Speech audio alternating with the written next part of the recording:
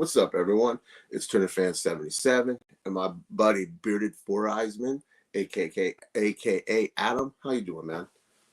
Not too bad. How you doing this evening, brother? I'm doing pretty good, Appreciate man. you having me. Oh, I'm glad you wanted to do this because this is episode 1 of we're not even I had this mouthful. We're not even supposed to watch this today. Episode 1, and we're doing a deep dive in Kevin Smith's filmography, and we're starting off with Clerks. So, yeah, you got a handful of Clerks movies? I do. This was the one that because you guys all know me, I'm a DVD guy for everybody in the community. I'm a big DVD nut still, and this was the one I've had in my hey Michael in my collection. What's up, Michael? And I finally got a chance to pop this one in, and there's so much. This was the Miramax one, the 10th anniversary, and it has the Blu-ray cover on the inside of the slip, and has the nice little scene selection on the back there. And that's inside the Clerks X one. That's inside. Yeah, mine's still sealed. I haven't even. So I can do a unboxing if you will. Yeah, do that. Show me that. This is kind of neat. It's it's like a little open with Dante on the counter there, and trying to get back. And there's some extras over there, and kind of try to get closer to. That's pretty cool. Lighting's not really good, and then it flips open to here. There's a booklet, and I'll pick out the booklet in a second. And then it flips open to 2 more discs there. But yeah, I like it. And then the little booklet, which is really kind of neat.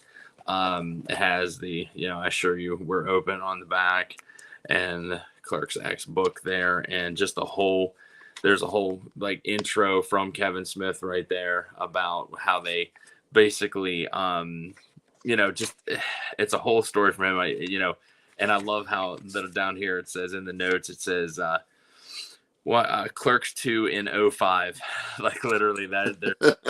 And it shows all about his independent film scene where he got the Sundance poster from 94, his check that he got for $50 from Sundance to get in.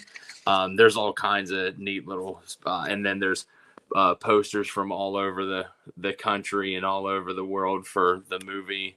So it's a cool little book. It's definitely worth the little booklet here. But yeah, this one comes with the Clerks, the 10th anniversary disc 1, which is the theatrical feature. Then there's disc 2, which is the first cut, which is kind of rough. That's a little grain in some areas, but it's good. And then the disc 3 is all kinds of special features. God, first cut. Is that the one where, spoiler alert, Randall gets shot? I think, at the end. Mm-hmm. Yeah. Mm. Yeah. That's a little known fact. A lot of people don't know, man. He was supposed to die at the end. Yep. The first one, which, glad he didn't, because, I mean, my God, he set up. He's my favorite character from the second one, but that is what we get to in a few episodes. Yeah. I'm looking forward to that. Yes. So Adam showed his Clerks 10. Mm-hmm. I'm going to show my Zavi Steelbook. Great. That's the only. I don't own any foreign movies because I don't want to go down that rabbit hole. Yeah. As soon as all that, I was like, snatched it right up. Then I bought the regular Blu-ray because it came with the digital copy because I wanted it digitally, and it was like $5. Yep. Then I think this is the original Blu-ray release. It has a slip, and the Clerks is debossed or embossed, not debossed. Yes, I had one of those. Got rid of it, but that's a different story, And then this is not the movie, I know, but it's Clerks the animated. This is a great show. You mean hold on, you mean this one right here? Yep. Yeah, this one right there. Yeah. Yep, definitely. Yeah, there's and in the I'll tell you, in that Clerks X there is a bonus scene which was supposed to be in the original Clerks film, which is an animated part where they actually go to the funeral and they have a whole dialogue when they go to the funeral in this animated scene. I think I did see that. I think I did watch that. Mm-hmm. Yeah. Because it's been a long time since I cracked this open. And it's been a while since I watched Clerks. Oh, yeah, me too. We both just watched it yesterday.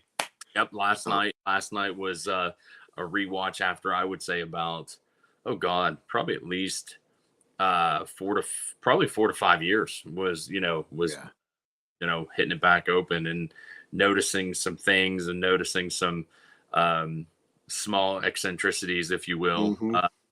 and noticing some things about the time and the place and the era and all that stuff. But all things that we'll get into, I'm sure. I missed that. I know when I'm going to get to that in a second because it's part of questions. And Michael says Clerks animated series is awesome. Oh yeah. Mm-hmm. It was probably doomed or failed to do. What's that when you say it was going to fail no matter what? Yes. Mm-hmm. Because where they put it at, it really couldn't be Clerks. Yeah, pretty much. Agreed. Yeah. So I like your Quentin Tarantino-esque shirt, but it's Kevin Smith version. Yeah, I got it. Whitney directed by Kevin Smith. Like that. Yeah, thank you. Mm-hmm. I like your shirt too, man. Oh, appreciate it. Yeah. Can't see the bottom, but oh well. Okay, so I picked out a few facts about Clerks. Yeah, of course. And the first one, it was released on October 19th, 1994. Man, that's a long time ago. Man, I was still in high school. I was 14. Yeah, that means I was in 7th grade. I think I was 16, somewhere on that. I graduated in 96. I'm gonna say I was 16. I graduated in 98. Mm-hmm. Yeah, so man, that's a long time. Mm-hmm. And the budget for Clerks was around $27,000. And if you know the story that Kevin Smith's told 100 million times, he put it all on credit cards. Yep. And yeah, that's strange to hear, when you hear somebody famous that they did their first movie on credit cards. Yep. And to think like, and when you're 23, 24, maybe years old when he, did it.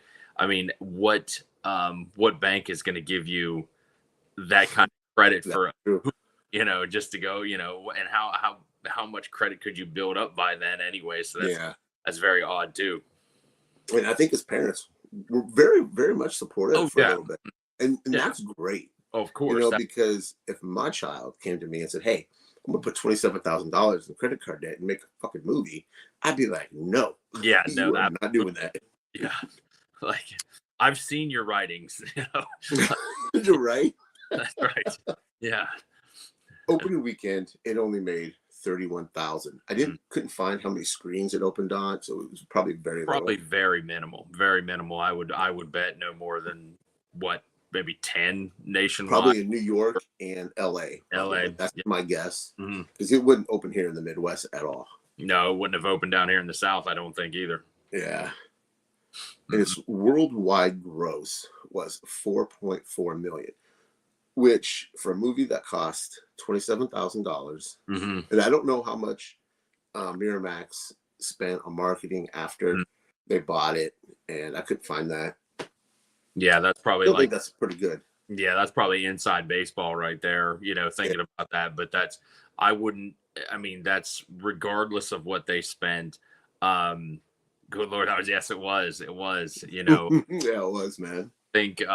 To think that was that long ago, but not only that, but to see that kind of gross from something that you put your heart and soul into, that just goes to show you that hard work does pay off, especially if you has such a great writing style and something that was so different for the time. I mean, who thought that an hour and a half long movie with fart jokes in black and white would even do that? Like who? I mean, that was for those times, nobody wanted to see that kind of movie. And for him to have those friends around, he surrounded himself with the right people. Yep. And I don't know if that's just luck or whatever you want to call it, or smart business, or just great friends. Yes, I think it's a mixture of all of it. I mean, I really do, because they were the ones that had just as much to not really gain, but just as much to prove, that they can do. And, a lot of them have stood the test of time and been extras in almost all of his movies. So, that's just to show you that a good friendship will help you down the road too. And this is a big one. In 2019, it was selected for preservation in the National Film Registry. Never in a million years would I would have thought that. Never. No, I mean, that was like, that was it same kind of thing as how I felt when I heard that John Waters' Pink Flamingo was picked up by the National Film Registry. Yeah. Like, how is that even possible? But it's, But it's cultural significance, right? Isn't yeah, that one of the they're now considered works of art versus yeah what they were when they first came out. They're things that broke the mold and or are now considered cult classics. They're in the zeitgeist of thought. yeah that was yeah. I was Mhm. shocked. I would just blew me away. Yeah, no, I agree there. Okay, so Adam, Yeah, you remember the first time seeing Clerks? I do. I was actually babysitting my neighbor's kids, and she would always go out with her friends. This was like when I was like 14 or 15, and she had a copy on VHS. And the kids, there were two boys, so I'd just let them play video games till they both passed out at Mm-hmm. 9 o'clock. And I put it in one time, and I was just sitting there, and I was just like glued from the minute it started. I was glued, and just the dialogue and how it made me feel, and watching it, and the music that was selected to be part of Yeah. their conversation. So it definitely left a lasting impact on me because always being someone who appreciates good wordplay and good conversation and good dialogue, that it was something that you just didn't see from movies at that point in time, and good, people speaking to each other as like just you put a mic on two good buddies that are just sitting there talking, and that's the kind of stuff you're going to hear. And that's why I was so, you hit the nail on the head right there. That's why I was so attracted to this film. Mm-hmm. Oh yeah, because it felt like me and my friends talking. It didn't feel scripted at all. nope. It felt very natural. And at that time, you didn't hear people talking about Star Wars No. in movies. You Nope. didn't hear people talking about sucking dick Yeah. in movies. At our age, At least for mainstream, you know what I mean? Yeah, somewhat mainstream. Yeah. You didn't hear that in Nope. movies you could see at theaters. Mm-hmm. And I remember seeing this movie. Want to say it was I remember seeing it at a party, but Mm-hmm. not paying much attention to it. I remember being black and white. That's what caught my attention first. Yeah. And then I remember going to that same buddy and say, "Hey, can I borrow that?" Mm-hmm. And then that's when I fell in love. I Oh was yeah. like, "Oh my gosh." Yeah. Dante and Randall are so relatable. Every guy can relate to them at some point in their life. Yeah, there's not a person that I don't think that wants to have the chutzpah of a Randall, but has the I want to say the ever-present background noise of a Dante going on in their thoughts, because Mm-hmm. you want to do those things, but you're like, but I gotta do what I gotta do, and so that's how I see it too. Both it's everybody's angle that you could be in there. That's what I like about it too. And then this was obvious. It definitely found its audience once it hit home video. That Cool. shit blew up. Mm-hmm. Excuse me. And I think at one point Blockbuster said it was a #1 stolen video. I wouldn't doubt that at all. I really would. I mean that's not good because No, you don't want to steal. Yeah. But it says a lot about that movie. Yeah, I mean, that's when word of mouth would hit over, from a bunch of high school, right? Stealing a copy or something like that, and they're like, "Man, you guys gotta check out this." And that was, before, the internet, way before the internet and all that. So, just the idea of word of mouth and having friends tell friends who told friends, they didn't see it, and that's what helped it blow up without question. Yeah, I have not yet seen a movie that had this much buzz around it that was indie, except for maybe Kids. That movie, to me, felt raw, like Clerks did, the original Clerks. And maybe them two, I can say, the Kids after Clerks. Kids was after Clerks, right? I think Kids was 95 or 96. Okay, so they're right next to each other. Yes. Yeah. Matter of fact, I believe that I actually have a copy of Kids on my back shelf here, or at least I thought I did. I had one. It was sitting there because it was one that I was gonna clean and put up on the thing, but if I it would take me a second. But no, I believe it was I think it was like 95 or 96, because the story in there about the one kid having, AIDS was AIDS. a big thing at the time. So Yeah. that's mid to early 90s right there. And that's the only thing I can think of, unless my brain is not working, No, because yeah, that movie good. was raw and it was controversial, and so was Clerks at that Yeah, time, of course. because of the coarse language. You really see that in movies. I mean, No, you saw it in some R-rated movies, but not heavy. no, no. I mean, not the way that he uses the English language and the way that he has them play off of each other with what they're saying. Yeah. You know, and even if they're repeating lines, it's repeating lines with a purpose. It's repeating lines, and I think a lot of people obviously emulate his style now, or try to. The independent makers try to emulate that style of I I we think try. Judd Apatow Mhm. is he tried to. I mean, he did copy Kevin Smith, Yeah. and he blew up with it. Yeah. And hey, that's good for him. Oh yeah, and then I think a lot of times that I think when Kevin did it and how he did it made it really blow up to the point where he was like, yes, we are in the Beavis and Butthead generation. We're in that, Mhm. but he's like, I also think that showing that there is a side of maturity that people want to see too, and not just seeing that there's language that goes with maturity and how you're using it and how you can present it that makes it very thought provoking. Perfectly well said. I also loved that.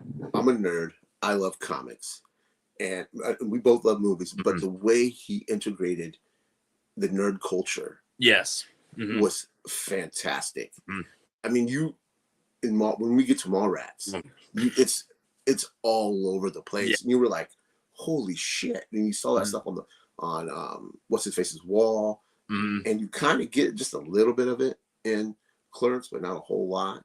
Mhm. Oh, Yeah, I love that about Kevin Smith movies. oh yeah. I mean, I what I find very, very interesting was that when my brothers and I, my older brother, my little brother, we all grew up in the '90s, and we subscribed to my parents let us subscribe to two different video game magazines each month. It was Nintendo Power and Game Pro, and Yes.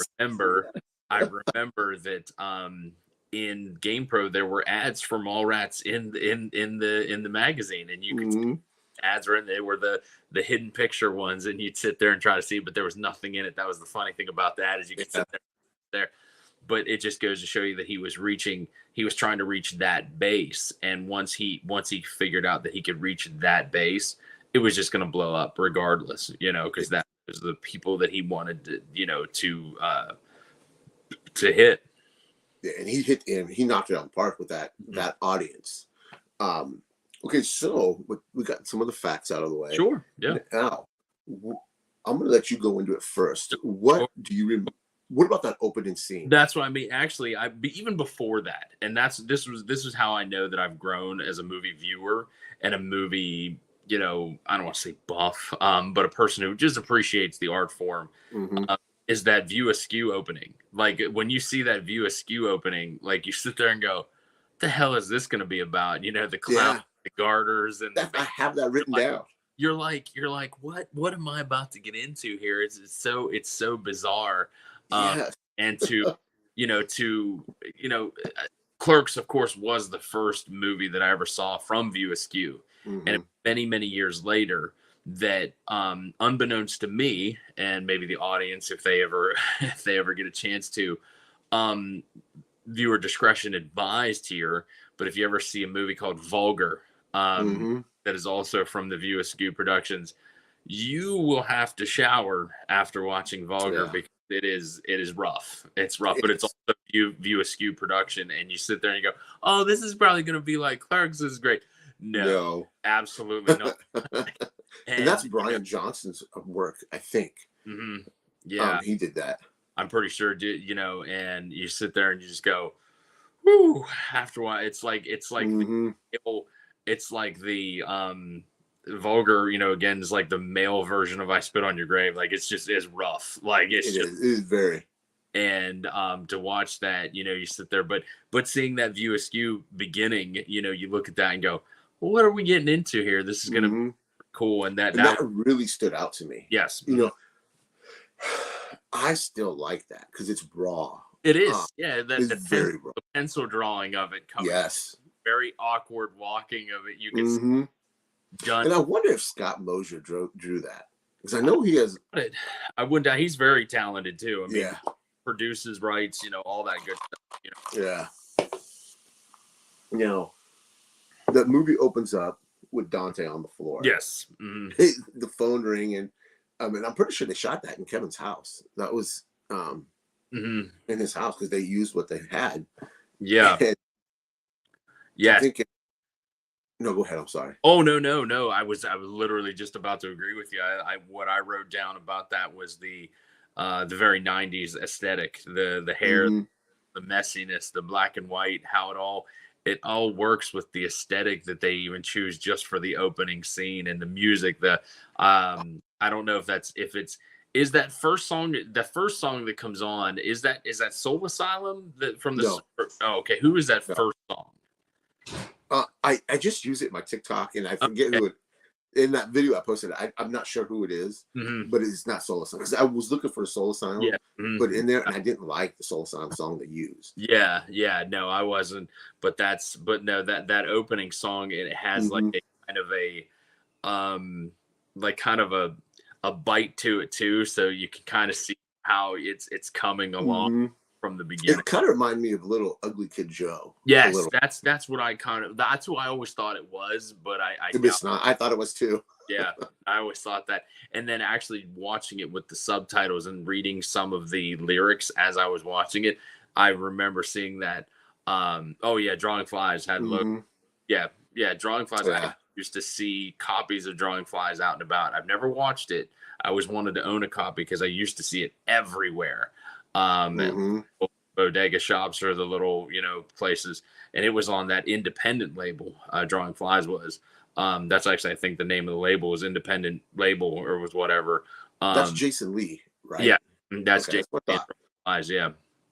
And but no, very just that whole idea of the black and white, the music, the very almost Love Amongst Freaks is the band. There you go. Thank you, Michael. Thank you, Michael. Appreciate it. Yeah, appreciate it. But it's a very, think of the name of the band and the song, and that it all works with that beginning. There's nothing. There's probably not another song that you could have probably put there at the beginning that would have worked as well as that one did for the time. Yeah. Now the movie opens up and you have the iconic, I assure you we're open. Clearly, yes. Yeah. Bunch of savages in this town. No, what'd you say? I'm sorry. No, I said a bunch of savages in this town. Yeah. Michael, here we go. I got all the obscure views. Oh, there you go. Great, Thank you. Appreciate it. Yes. We appreciate that, because you might be our fact checker. That's right. Dude. Yeah, I think I was right on that independent label for that Drawing Flies. I'm pretty sure I was. You probably are. So I want you to go into, what did you like? What are some of the things that you like about this film? Well, that's again I think the next thing I wrote was, I love the and I will have to refer to my case here for this one. I love the use of the single words for the the single words for the chapters. First being vilification, and moving on to syntax and vagary and purgation, malaise, harbinger, perspicacity, paradigm, whims. I mean, I love the idea of just using these words that would indicate what was going on in the said scene. That was the first thing that I noticed, was just the use of a single word to describe what you were about to see. Yeah, and then when the screen goes black, and love it is something simple, very effective.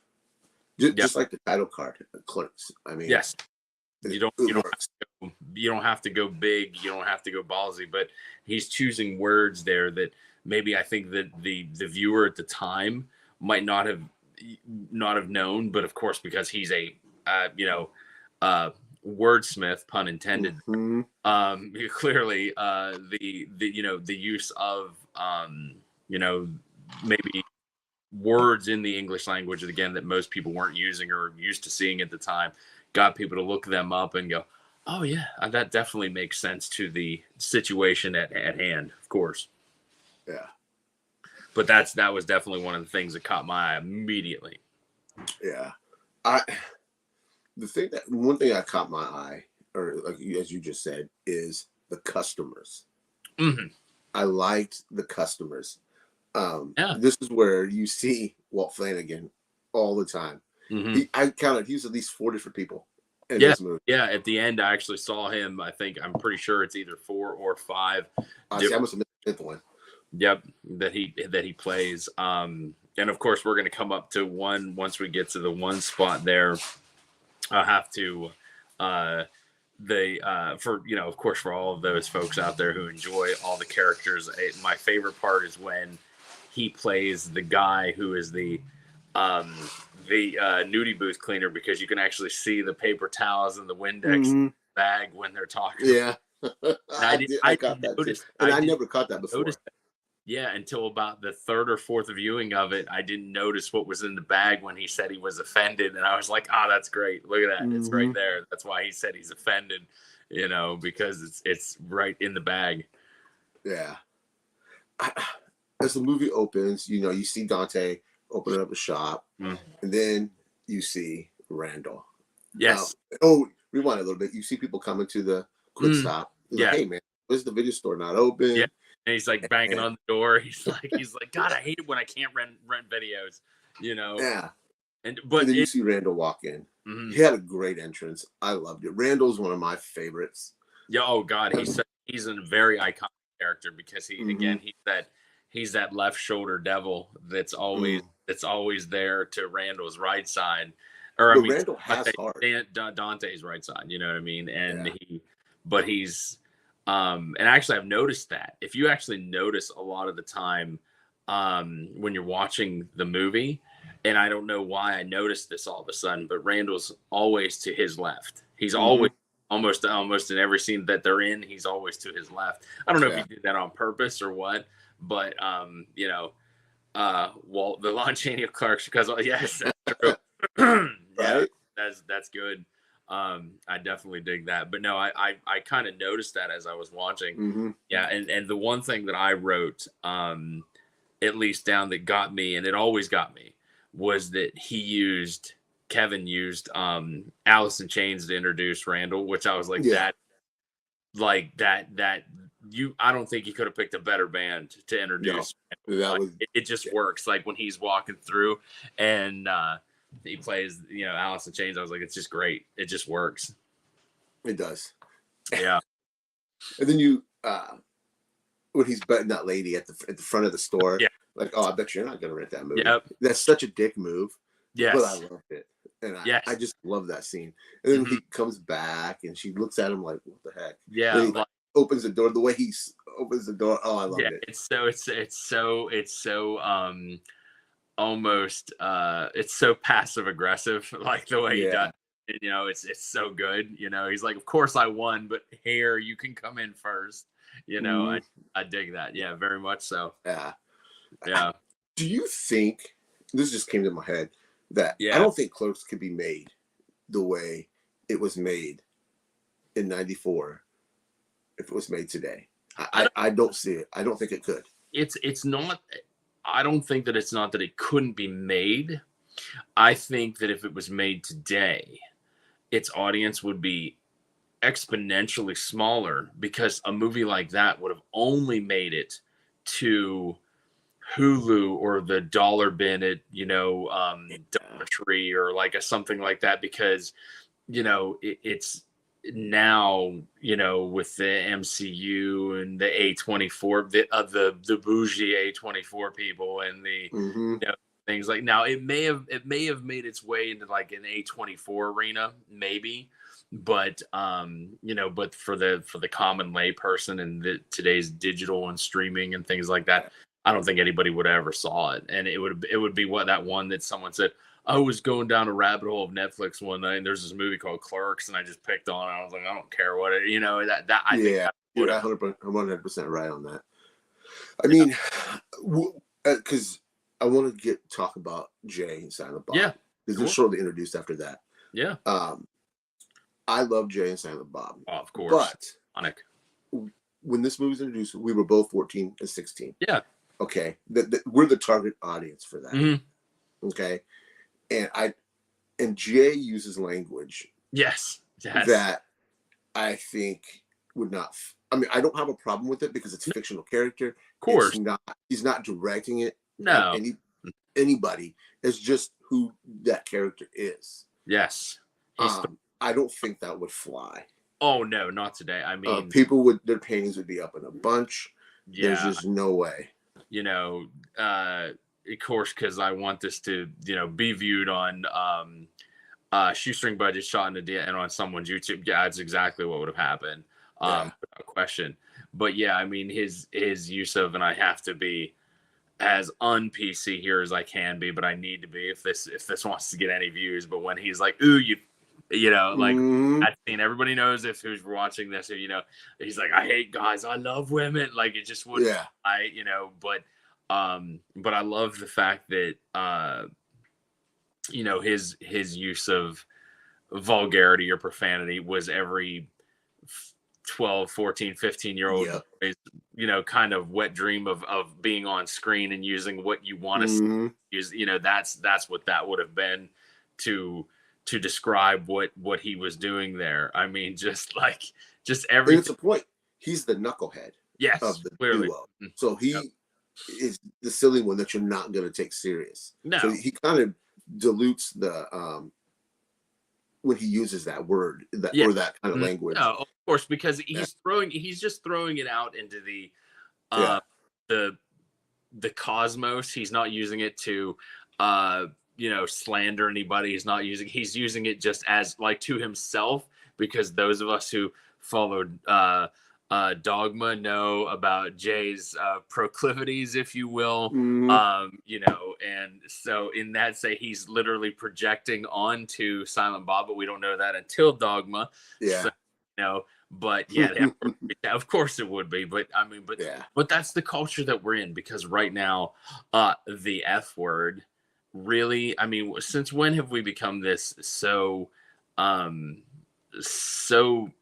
want to say us viewers have become so marginalized that words are so powerful and words are so like this. Look, I think it's the vocal minority. Yes. That's what I think it is. I can't tell you how many times I was called that as a kid, and I was like, yeah, probably. Right. And then I walked away, and then I never saw that person ever again. And like, that was it, again, I know words have power and words have feelings and words, but they only give a new thing. They only give them the power and the feelings that you have. We just knew them as, I have to agree with what, Tom Segura one time, he's one of my favorite comedians ever. He was, when he uses the R word, he was like, he's like, we never meant it like that. We never went, hey, look at one of those guys out there. No, nobody ever did that. We just used it to describe a situation. Yeah. We ever did. We just used it to describe. Same thing with that. Like, like even to this day, like when he was saying about, I think if shot comedians like it could be his thing. Yeah, of course they would. Because like you said, when like when Tom Segura was like, you can't say that's gay anymore. He's like that was I'll keep it again as PC as possible. But he's like, no, we're on the same wavelength, so we're good. Yeah. Because so he's like, you can't even say that's gay anymore. He's like, we never used to describe anything remotely homosexual. It was just something. It was like, and again, I'm giving credit where credit's due. Tom in his stand-up, he goes, like, you're out with friends and they're like, I have a water, no ice, and you're like, that's gay. Like you didn't even mean it to like just use a word like it. But in the times, it's true. The intent of them now means so much more. But then these were all terms and phrases that we used in the 90s because no one cared. Like they cared, but no one cared at the same time. When we were growing up, and I'm going to say it, we weren't crybabies. Yes, no. We solved our own problems. We didn't need safe rooms. No. We didn't need all this stuff, man. We went outside, had fun, and if we had a problem with somebody, we took care of it. Yeah. And it was done and over with. It Oh wasn't God. something I that, no, and yeah. I tried having this conversation with somebody the other day, and I said, could a movie like Blazing Saddles be remade today? No, because Mhm, everybody would be in the corner crying by the end of the mhm, movie. They were so incredibly offended. I mean, look, one of my younger black coworkers, and he loves comedy. He has a YouTube channel. He's phenomenal. Um, and he's got like a couple thousand followers, and he said he loves doing reaction videos. And I said, you've never seen Blazing Saddles? I was like, you're gonna have a field day. And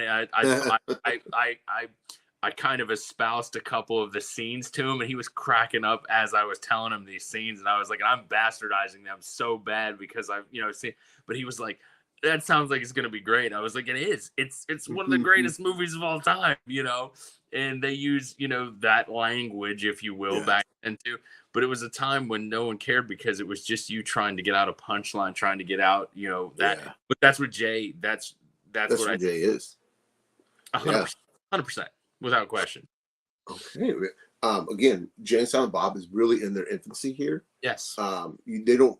They're in there, Hmm. uh, but they're not in there a lot. I do Yes. love the jukebox, the boombox scenes. I always Yes. enjoy those. So good. They're so Yeah. good. I mean, my favorite one to this day is my buddy and I, Chris. Shout out to him. I know he's not watching, but my find it like we'll sit there, and if we're just hanging out, having a few beers, something like a song coming on the background, I go, oh, like it's like Yes. do it all the time. Like I'll look, Yes. I go, oh, like because the from Clerks 2 there, Dude, when goodbye he horses. but that's right, and so we do that. But yeah, very infant. But as you can see, they've progressed, and as they've progressed, so has the times, the PCdom of the character, Yeah. the maturity levels. And the This silliness. yes, but at the same time, they've grounded themselves too as they've Mhm. gone on. But even in this one, I mean, towards the end, of course, Silent Bob has some of the best. Yeah. He has two or three lines or I think one line in the whole movie, and it grounds the whole situation. Yeah. Let me see what I got written down here. I forgot Sure, something. sure. And I'll tell you while you're looking, one of the things I noticed, and this was after years of watching this movie, and I never noticed it until now, and I was like, oh my god, I was like, the payphone is for employees only. It says right on the side, it says employees use only, and it's a payphone. He literally makes the employees use a payphone to call I out. never noticed that. Yes, it literally says it on the thing. It says employee use only, and it's a payphone. I'm like, the owner wasn't even letting them make calls from the actual phone. Like he was telling them to use a payphone because you see Dante putting in the coins Yeah, and then you're right. calling, and so you said, Yeah. that's insane. He's I making. never noticed that. Yep, I didn't either. Never noticed that. I was like, I'm old enough to notice certain things now, and that blew my mind. It says employees only, and he's using a payphone. For the younger audience, this is when you had to uh, pay money to use the phone. Yeah, that shit sucked. Hmm. Um, I know we talked about Walt being Yeah, multiple. I only saw Brian Johnson in there once, unless I missed him. yeah, And I think it was the hockey scene on I top of think the so roof. too. Yeah, yep, But the cameraman, Dave Klein, I yeah. see him. I see him multiple times. Hmm. Stupid kid. There's a little guy. Yeah, there's. um, yeah, he's in there multiple times. Hmm. You got some of his childhood best friends like Ernie Oh, O'Donnell's in there, and they're believable. I mean, yeah, yeah, they're not great actors. They yeah. do a No, very serviceable but job. they worked for what it was. I mean, again, the preacher. We're all on the same. Appreciate that. No, Yeah, it's. thank you, man. Oh, thank you. Yeah. No, the idea that he got these childhood friends who were maybe B- C+ level actors, but they Probably, I'd sold, say C but minus. yeah, but they still sold the characters that they were, Hmm. because the who can forget the guidance counselor, the egg guy, Hmm. and like the milkmaid, and Yeah, just some of these other characters because, and again, the jizz mopper, that guy, like, when I watch it again, I'm gonna yeah, have to pay attention to the contents of the bag. I never noticed that. yeah. And so that's what I actually caught myself doing is I actually wrote it down and I said, I wrote down the fact that I was actually um I was viewing this movie. I wasn't watching it. I was Yeah. doing it. And so I was viewing some of the things that were going on in the background that I might not have caught, or these little things that are just going on as you see them. I mean, the fact that they got a cat, the fact that they got the cat to shit in a box on Right. camera like one time, and the Yeah. guy watching it, And the look the guy gives. oh It's yeah, caught on camera. am I Yeah. really watching a cat shit in the box at the counter? Yeah.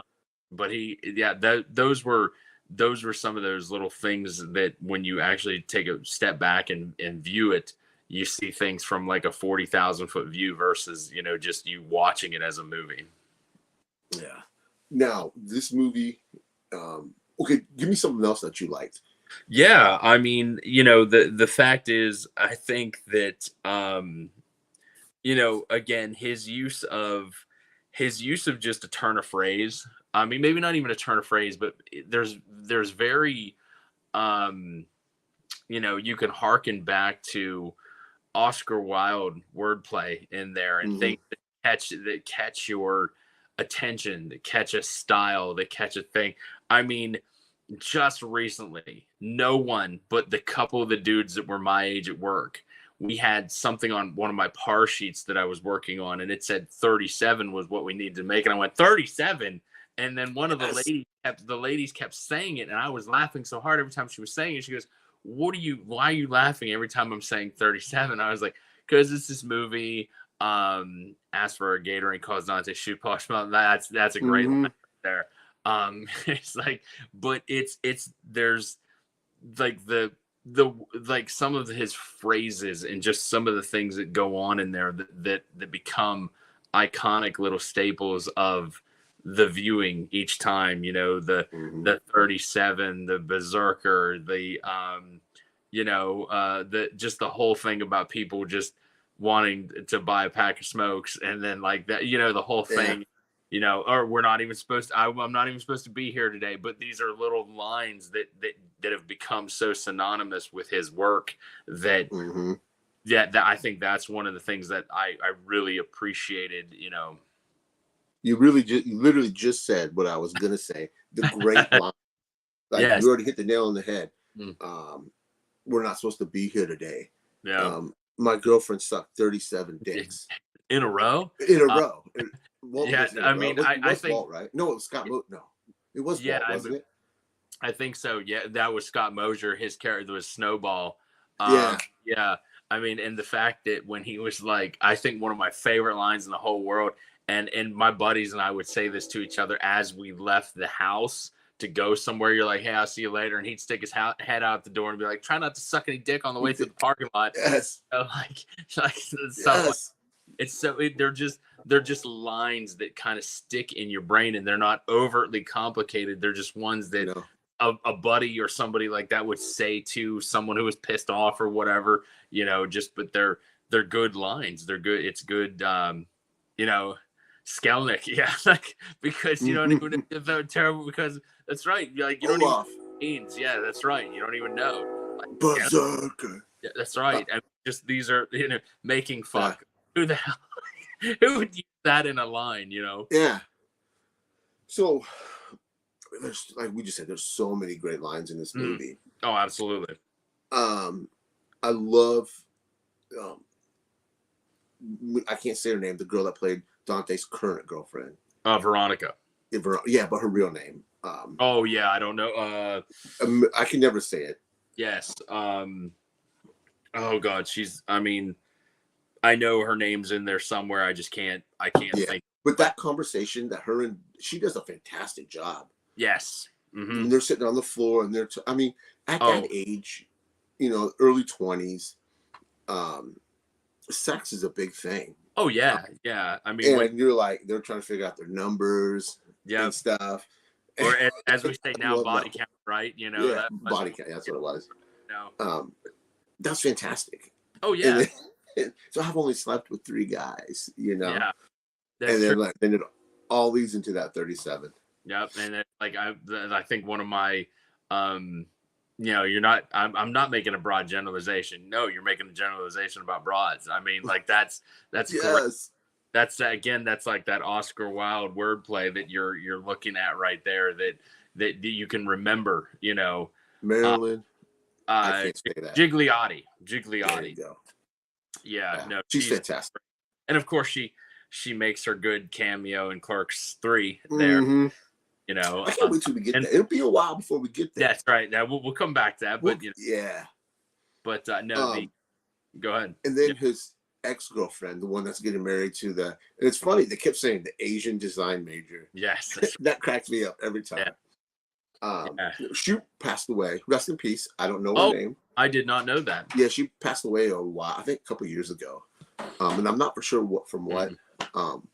But she did great too. I think the 2 females they did pretty good. Now, I will say the one thing that always kind of caught me up, and of course this is nitpicking at this point. This is not even it has nothing to do with the story. It has nothing to do, but her little talking with the little lisp in the back, like that. Mm-hmm. I never noticed it until I watched it last night. Yep. And when you can hear it in the audio when they cleaned up the audio for Clerk X, you can all right, well, appreciate it. Thanks, man. Thank we you, appreciate you taking the time to stay with us. Yes, appreciate being the these sips. Yes. But yeah, you could hear it with the kind of like biting on her tongue in the back when she's talking about certain things. But I like her. And her, Lisa Spoomnauer. Yeah, that's how but she did pass away, and that's sad. Rest in peace, Lisa. Yes, of course. Yeah, and she didn't get a chance to see. Now this is her character. What happens to her character doesn't work for me as a 45-year-old man, and that's just me. To me, I think the funny part about that is that we are in an age where accidental overdose. Poor lady. Yeah, poor her. But the idea that he was ahead of his time in the letting the guy just sit there and let the woman do all the work. You sit there and you go, okay, that's you can kind of see that taking place today now, girl power, empowerment, all that kind of stuff. But and that was ahead of its time. But the idea that I think which leads to one of the greatest lines of any line that Randall has ever said, and I still use it to this day. I said, she'll get over fucking a dead guy. My mom's been fucking a dead guy for 30 years, and I call him dad. Like that's just like it's one of the greatest time, and just be that's. I love that part about that because he's being honest, he's being sincere, and it's traumatizing for her, but the idea that that she did that, it works on a baser level, but there's not a person on this earth that wouldn't have tried to on the light to open the door to see who the hell was in there. Yeah. No, that's the part that turns it a little. Hey, what's up, 4K King? King? What's up, Arthur? Hey, thanks for popping in, man. Yes, appreciate you. But yeah, there's not a person on earth that wouldn't have opened that door to see who the hell it was. Right? It just that's the part that's far fetched. So yeah, you're right. I have to agree with you there that as I'm older, I've looked at that and gone, that's not there's no, And I do like we see it in Clerks 3 too, the reenactment of the cooler scene. Mm-hmm. I do dig that a lot. That's a conversation you've had with friends. I mean, and it seems very real. Mm-hmm. Like Kevin's pulling that from somewhere. You know what I mean? And I think that's where he shines the best. Yes, is when he takes from his life. Mm-hmm. Oh yeah. I mean, there's got to be I mean, he can embellish, I'm sure Kevin embellished a little bit on certain stories and he made them Yeah. more palatable. He made them more digestible for, the common viewer, or, he wanted to go with these things. But the idea that, uh, that he could find these stories in his everyday life and put them on, film, Yeah. at the time, and go with them. I think that worked very well in this case, without It really question. did. Yeah. Even going back to Veronica, him having that, or Dante and Veronica having that conversation on the floor about Yeah. school. We've all Yep. been there. Do we go to college? Do we just stay Yeah. at this menial job? I mean, that's a very real conversation. Yeah. I think that hits a nail on the head for a lot of people that age too. Is Yeah. you're let's say that Dante was in that scene. We never really know, but let's say, and he looks like he's 22 or 23, and I have to, take a line from another comedian when he said, said one time that he was at a party when he was 22 years old, and his name was Kyle Kinane, and he says, he's like, I was 22 years old, and he's like, at 22 you're not even a man, you're just a creature. It's like you're just existing, and that's what it is, because that's how I see like Dante's character. Let's say he was 22 or 23. You're just existing. You're just a creature of habit at that point. You haven't really decided what to do or where to go or how to, He is 22 because I think she makes a comment about him being 22. Oh yeah. So there you go. He is 22. And then I think this is what Clerks, the series movies, Clerks 1, 2, and 3, all hit those 20s, perfect movie in your 20s, 30s, Clerks 2, and then the 40s of Clerks 3. Yeah. Or even early 50s at that point, because they're even older than we are. Yeah, that's true. No, that's it. It's crazy to think that the idea of just going from menial job to a menial job, but having a little bit more responsibility, and then going to that third one, are the boss, but you don't like. I mean, there's so many times that I look around. My friend Melissa from Pennsylvania, when she's my we graduated together and we're still good buddies. And I said, there's so many times throughout the day that I want to look around and find the adult in the room and go, hey, what are we supposed to do here? Like, right. I'm in my 40s. I still look around for the adult to tell me what to do, because that's how you sit there, and I think that's, no matter what point in your life you are, you still look around for that person to tell you, hey, it's going to be okay, or what to do in that situation. I mean, threw me off, man. That went deep right there. All right. Yeah. Just in this movie, he never knew when he wrote this movie, spent the $27,000, that all these characters were going to spawn a universe. Yeah. No, I mean, no way. What, how could you have even predicted that? That would have been like placing $100 bet on the last horse in the race. Who would even possibly think of doing that and knowing that would be the case, Because you get reference to Alyssa from Chasing Amy, and that's 2 movies away, because he's at Mallrats between there. And you get references to the girl that dies in the swimming pool. Julie Dwyer. I wrote that's a lot of the stuff down, because I literally wrote how the Julie Dwyer references to Mallrats in the opening scene, and how like they connect, and it's so bizarre how the whole town that they live in, it seems like there's only like 400 or 500 people in this town, and that they all know each other, where they're from, and that's not unheard of. I mean, I think I was born and raised in a town mixed between there were like 3 little towns, and between all 3 little towns there might have been 10,000 people. So everyone knows you know them, everybody has heard of somebody. So in this little area where he came up, I'm sure it was probably the same way, 80s and 90s, where everybody knows everybody, their business, they know your business. Okay, so we've talked about what we've all liked. Now, tell me something that you did not like about this movie.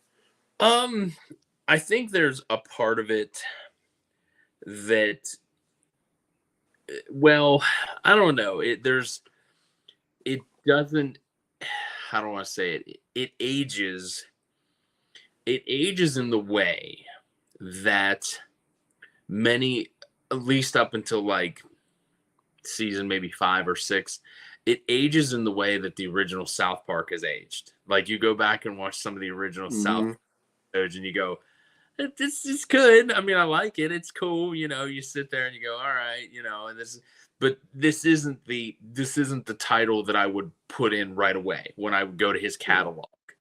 So in the case where you go back and look at it and you go, this was a magnificent starting off point. Yeah. It introduced all these characters, but I think that the only bad part of it is that I think that there are some scenes in my opinion that last a little too long.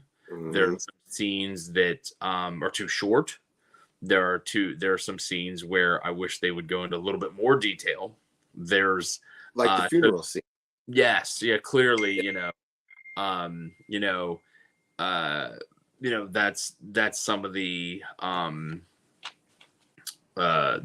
things that I really don't have any per se maybe like negative comments, but the negative comments would just be more things that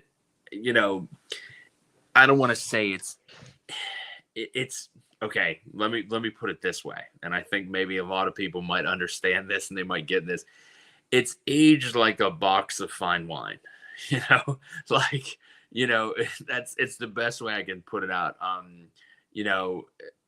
It's I mean, I would somewhat agree with that. It's immediately old. I don't think it's immediately old because again, that's where I might have just a slight difference of opinion because I think because of the conversation language, it's not. And I'll tell you why. I think this is just a personal opinion here is because every generation that seems to have preceded us has come to bastardize the English language versus embrace it. So what he tried to do, I think, was try to put words and phrases and sentences and dialogue together that would make you think. So to say that it was immediately dated, I can't say that because I still reference some of these things in my own life, and I love the single use. Again, there's single use words, the syntax. If you bring that up in a conversation to somebody one time, they'll go, "What? What? Well, yeah. Like, what does syntax mean?" It's like the syntactual use of said word. Are you actually using it correctly, or are you using it incorrectly? I think, like the other day, a point where I used a word, I love his juxtaposition. That's literally the name of one of his chapters. I actually used that word in conversation with somebody the other day at work, and they were younger, much younger than me. I'm talking mid 20s, and she was like, "What?" And I go, juxtaposition, like something has it's correlatable, but it's not, at the same time, there's the difference between good and bad, but you can see the correlation between the two. And she was like, "Oh, well, why didn't you just say that?" I was like, I used the word juxtaposition. You should have known. You should have known what I was saying. These are all like 11th 12th grade words. Like, did you not you graduated high school, right? But that I literally had to think about it. Like, people they might not particularly use these words. They might not particularly use like that one right there. I love that one. Harbinger, like harbinger of death, the harbinger of you don't hear that very often. No, like I mean, and Michael, I mean, I think you're right. Again, I think what we're missing here is the poetry of language. I like to romanticize our own language sometimes because I like Kevin, you say that because in one of his podcasts he talks about he does the same thing. Like, he likes to, yeah, I mean it, but then sometimes I also think about anybody foreign who comes over here. Mm-hmm. bat, bat, bat, and bat. Like you can use it 5 different, 4 different Yeah. ways. You go, what? Like, so a bat that you swing with is the same thing as a flying animal, and you knock something away with it, and like you go like that. Mm-hmm. That's all the same. Like, yeah. So I think that's one of the most difficult things about the English language, but to use, um, you know, some of the words that he used for that, and to kind of put them, use those terms and those phrases, but mix them in with dick and fart jokes. You just kind of go, there's a subtle genius behind all of that. It's something I skipped. I'm sorry, I'm just jumping all over the place. No worries, no worries. But we're hatching it out as we go. yeah, we are. The famous Randall dance in the closing scene. To me, that's iconic. Yeah, of course. I love that. And then when we got to see it again in Clerks 2, I loved it. On the counter, Mm-hmm. Yeah. Again, Randall's my favorite because I love how quick-witted he is. Yeah. He just, it's all written for him, but the way he delivers it. Yeah. Jeff Anderson, genius, I think. Very underappreciated. Oh, very. I mean, you could put him in any, anything where they give him quick lines like that to learn, and he'd snap them off in a couple minutes. I mean, that's his characters. There's so much that you want to be in that character, and there's so much that Snooch to the booch. Right. Snooch to the mooch. Snooch to the motherfucking nooch. But he doesn't even say that in this movie, does he? No, no. The idea, but that Randall is so, how I want to put it is, he's so the yin to Dante's yang, and I know that's written. I know that's how it was written.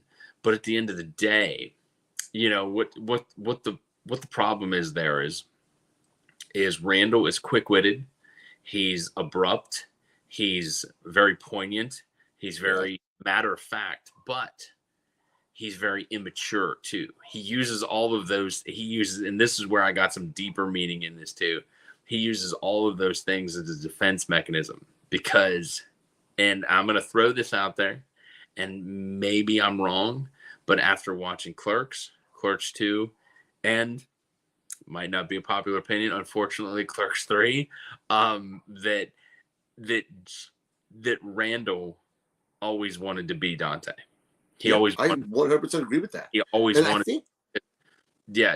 I mean, that's what I've come to that conclusion, is because if once he's projecting all the things, so but the opposite, Dante projects all this stuff onto Randall that he wishes he could have in Randall, in himself.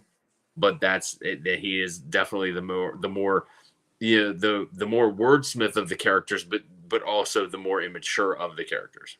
I think Randall even says it as Dante is laying in bed, as he's shown in that movie he made. Yeah, I think he does say it, but that I agree with you. I 100% agree with you. Yeah, and you can see it from the original movie that he's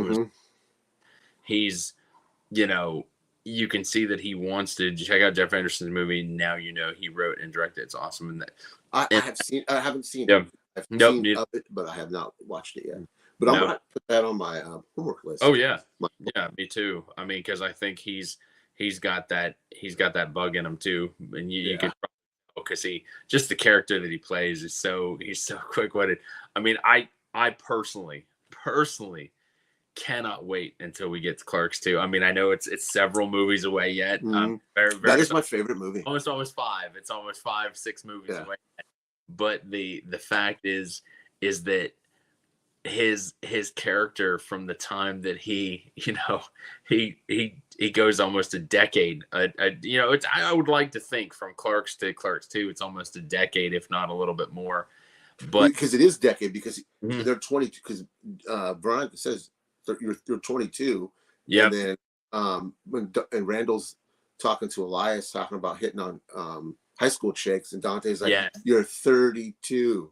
Yeah. So, there's a decade later. There's a 10-year gap.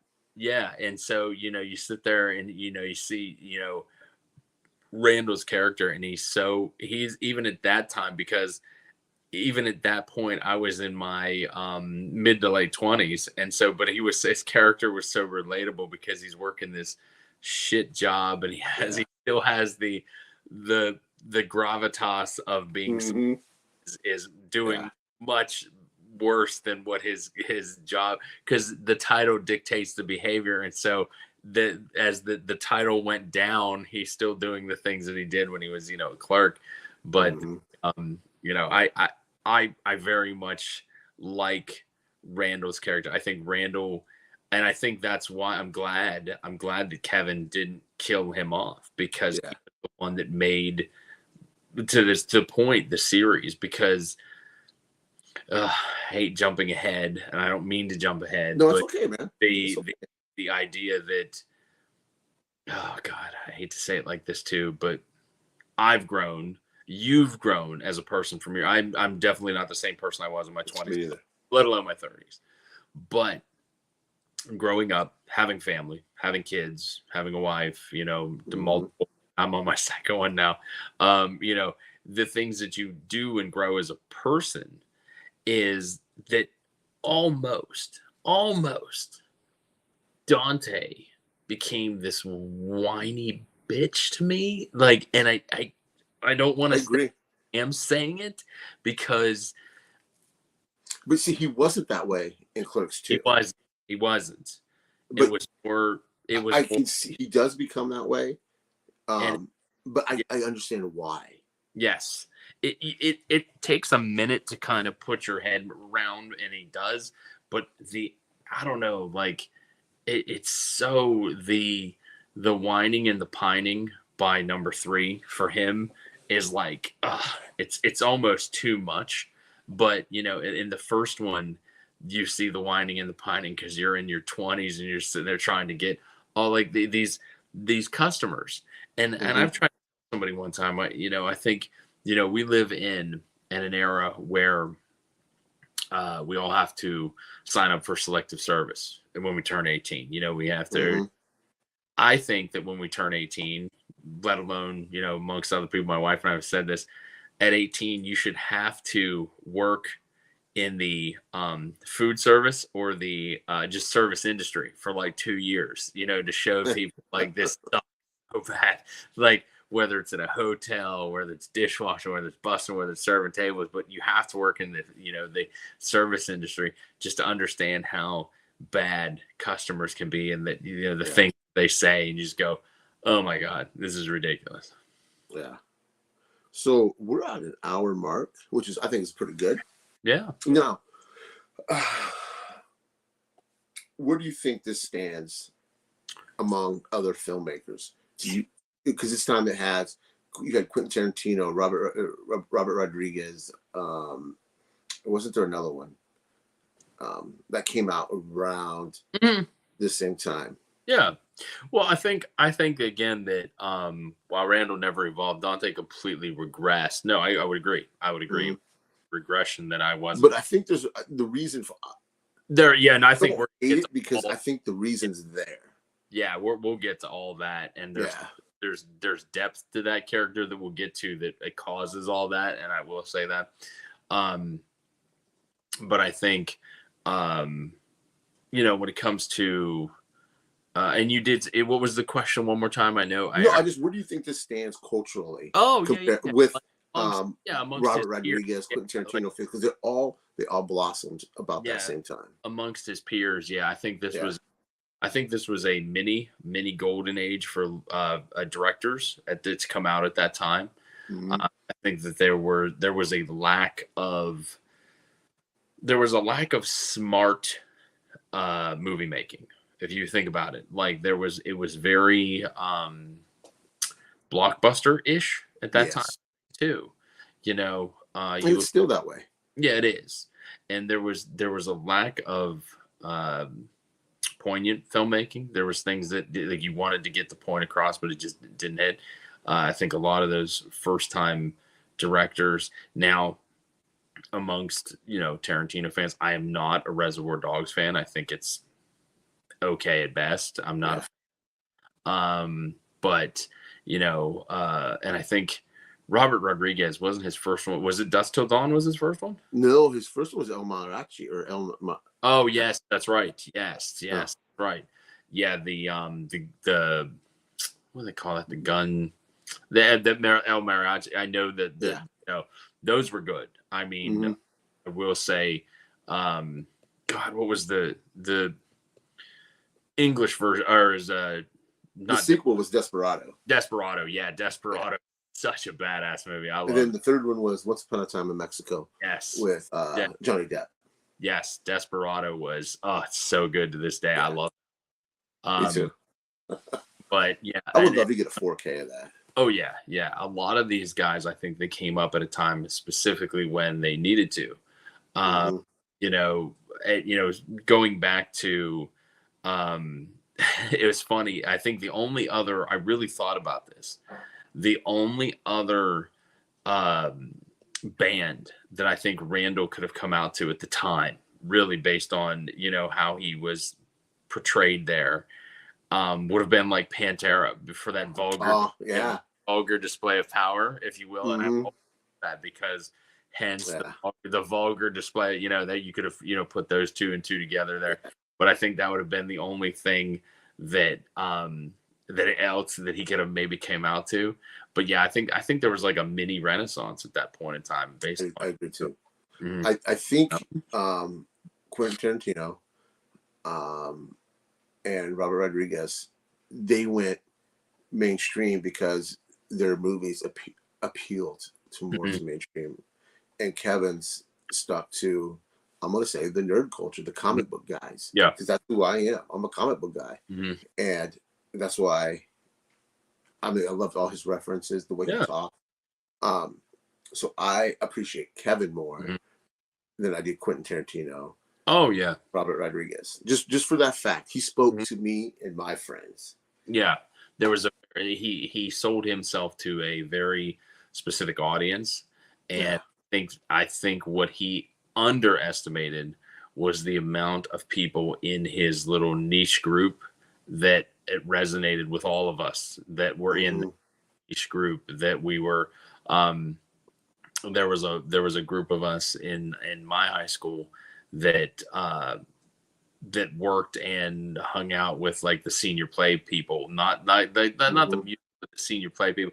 And we all hung out. We always called ourselves the outsiders. There was about 12, 13 of us that didn't fit really into any group. So we all hung out together, and we all hung out at this dude's place. He had a pool table and a jukebox and a place above it. Awesome. In above his garage. And we all just hung out there, and we, stayed overnight. And, but that was that group. And I think it's like those outsiders, those people who had different, thoughts and perspectives on things, that's 100%.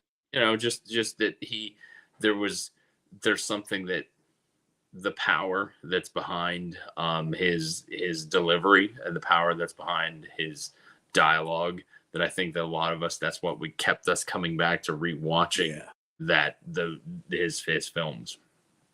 Yeah. 100%. I mean, I will always be thankful for that, being at that party.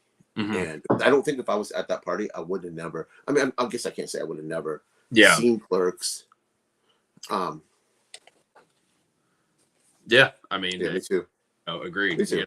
I mean, I did notice, and again, not to take away from anything, but I noticed that there were many things in this, upon revisiting it for what, the millionth time, that things that kids nowadays may not even understand or even notice, or they'll go, what the hell is that?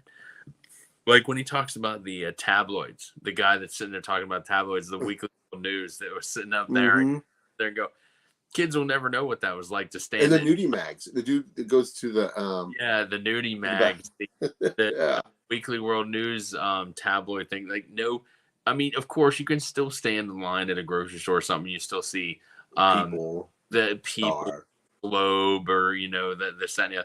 But to stand in line and see the Weekly World News and see you don't see that anymore.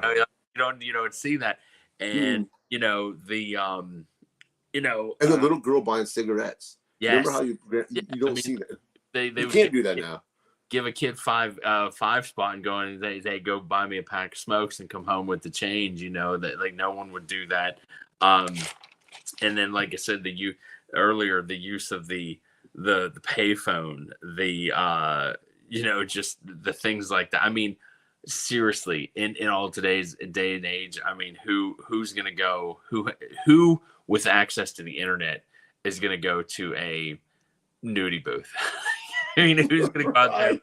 And seriously, that's a sign of the times, man. Yeah, that you really is. Yeah, I mean, you have the power of the adult world at your fingertips on a phone. So you're not going to do that. But yeah, there's so many. Well, it is. Yeah, I mean, that's perfect. Sir, yes, yeah, that's what you call it. Or in my opinion, MSNBC and CNN. But that's there you go. That's a whole different. That's a whole different ball game. I'm not going to go too far into that rabbit hole. But yeah, that's the. But now in a days, look, I'll be fair. It's also Fox News at this point in time. It's all of them. I agree. It's all three. It's all three of them at this point. That's all tabloid. But yeah, I think the idea that so many of the references there were for a younger audience. If you were to put it on now for a kid who's 18 or 19, they'll laugh, they'll chuckle, but there's so many references in there that they'll go, what? But I'll tell you, one of the deeper ones that got me was, and I wrote it down too, and I was like, I always remembered it. I remember it was a great line. I remembered it, but was the sometimes you got to let those hard to reach chips go. Like that's great. That's a great line. It's as you become an adult, that's one of the lines that really with you a little bit more. It's that's the one that I wrote down because I was like, it's just a great line. Sometimes you got hard to reach chips go, and you got, until you can let that like a curling, like the thing in curling where you just let it go until you let that go, that's a great line in the movie. So where would you rank this in Kevin Smith's filmography? Well, for those watching and or who pick this up on the later, with my personal opinion, with Dogma being number one and Jersey Girl and Tusk being at the very, very bottom, probably 3 or 4 somewhere up in there, 3 or 4. It's not going to be the very bottom, but it's not going to be the very top either. It's going to be kind of like in the midst of things, just kind of plucked right in there, but enough to say, hey, this is where you should start. For anybody who is, who's unfamiliar with his work, it's enough for you to go, hey, check out the beginnings, and then maybe, do chronologically, but you don't have to do chronologically. What's a good play with my it's great. That's true. But yeah, I would have to put it up there, like maybe number 4 or 5, something like that. For me, one of the movies you said, 2 of those movies you said at the bottom. We'll get to that. We're gonna get to that. Of course we are gonna get to that. Of course we are. Yeah. But for me, Clerks ranks in at number 3. Because I have 2 other movies ahead of that. Both I absolutely love. But yeah, like you said, this is a great starting point, and that's why we're going to do this in this film's order. We're going to start with Clerks, and then our next one's going to be Mallrats, and then after that is Chasing Amy. Oh, I can't not wait for Chasing Amy. That's one of those ones. I'll be honest with you. How it got a Criterion, I was like, but fucking why? I mean. I would love them to re-release that. It splits the camp because I don't know, man. The very first time I watched Chasing Amy, I was bored out of my mind. I was like, I mean, it's got some great lines, but I'm going to be honest with you, man. That's my number 2. I love Chasing Amy. I guess I got to go back and watch it because I was so bored. I was just like, it's just like it. But I get it. I get why you were bored because you had Mallrats before that. Well, Yeah, Mallrats was one of those ones for me. It was like I think Mallrats was my third DVD purchase of all time. Like that was the third DVD that I ever bought, and kind of enjoying that adolescent sophomoric humor. And again, I Hmm. think where he went, I can't wait till we get into Mallrats because Me too. he took that sophomoric humor to a they He always here. it's EA did, and there are levels on it where it fails like a good band's second album, and it it Hmm. it, it fails like on it, and it succeeds on certain levels too because it introduces characters. Right, that's you damn right, Sean Fired, because See, there's. this is why I love Adam, man, Mhm. Oh, I because appreciate that. I appreciate uh, that. I Yeah. don't want somebody that's going to agree with everything I say. I mean, because Oh, I can't. I can't.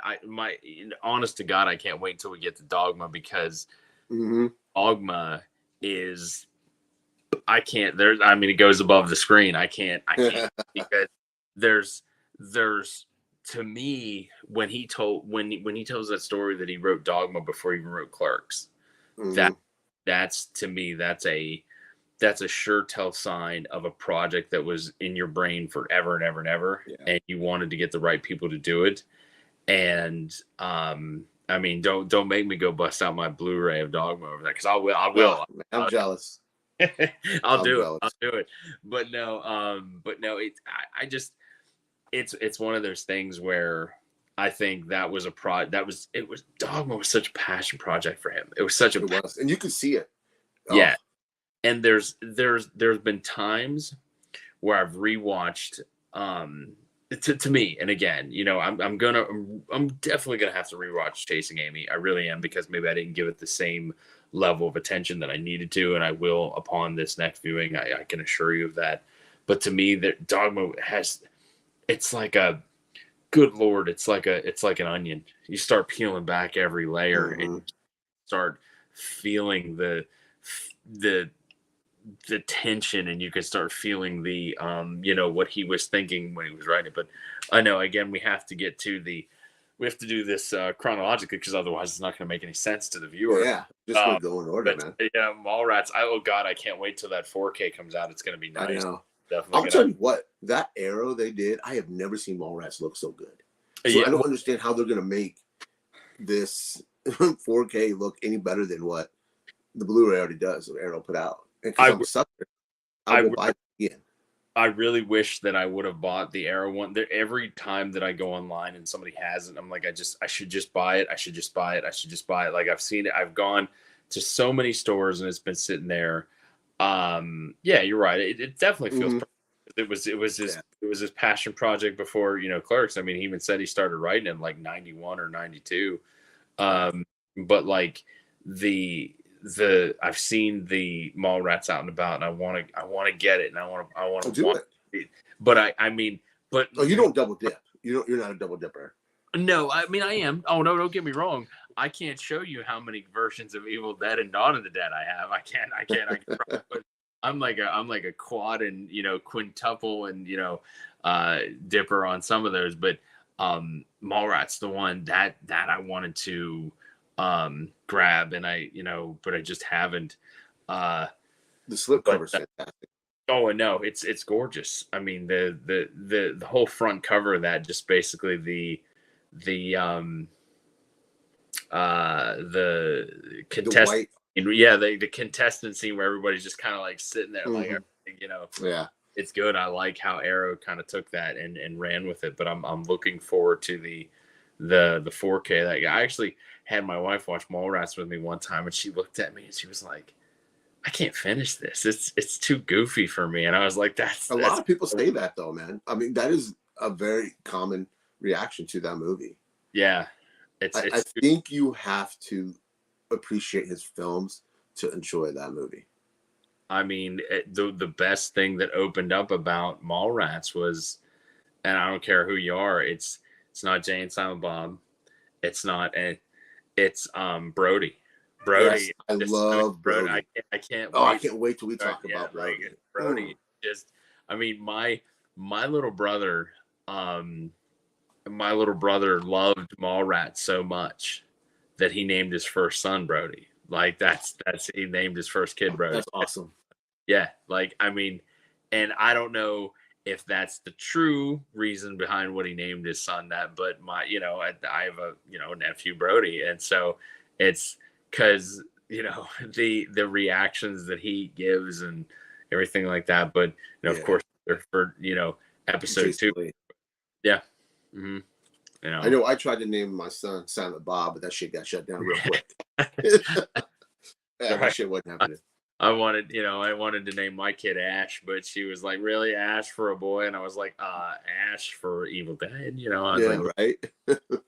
What are you gonna do? Well, man, we're gonna wrap this up. Oh yeah. That one. Again, thank you guys for joining. Thank you, Michael, for sticking with us for the hour and 20, almost hour and 30. Man, that time went by fast. It did. Like it's here, and I know I was exhausted before this came on. I was like, I perked right up. I was like, I know. Thank you for doing this. Of course. We don't know. We haven't got an exact date for episode 2 yet. But when episode 2 gets close, we will. I'll drop it online, Instagram. Hit Adam up at Bearded Four Eyesman.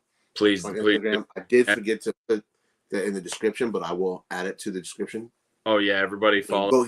He's got great stuff on his Instagram. Oh, give him a like and follow. Yeah, I'll tell you for anybody who's out there just watching, I am a DVD out of print DVD out of print Blu-ray aficionado. That's what I do in my spare time is go out and hunt rare and out of print titles and you basically collect them and kind of hoard them for the time when none of this stuff shows up on streaming or digital, and because there's still hundreds if not thousands of titles from VHS to DVD. Oh no, it's okay, Mike. No, dude, we appreciate dude, you're gonna be the official fact checker from now on, so you gotta come back every episode. That's right. But I collect the rare and out of print stuff that way somebody ever goes, hey, did they ever make one? I'm like, yeah, they did. I'll show you where and what company. I've seen some of this guy's great stuff he showed, and holy shit. Yeah, he's got some great stuff. I so mean, definitely hit up his Instagram. Oh, appreciate that kindly. Yeah, and then of course, guys, everybody follow Mr. Turner Fan right there. You guys are gonna see some amazing posts. You guys are gonna see some amazing collection pieces that and commentary based on these pieces that you're gonna enjoy. Maybe a little controversial here and there, but that's the best part about it is that you're gonna get an opinion that's not based on your own. And it's going to make you think. And that's what I love about Turner Fan here for sure. Again, thank you guys. I hope everyone has a great week. It's Tuesday. Enjoy the rest of your week. Enjoy your family. And remember, above everything else, be kind to one another. See you guys. And remember, we aren't even supposed to be here today. That is right. I love that. Take care, guys. Have a great one.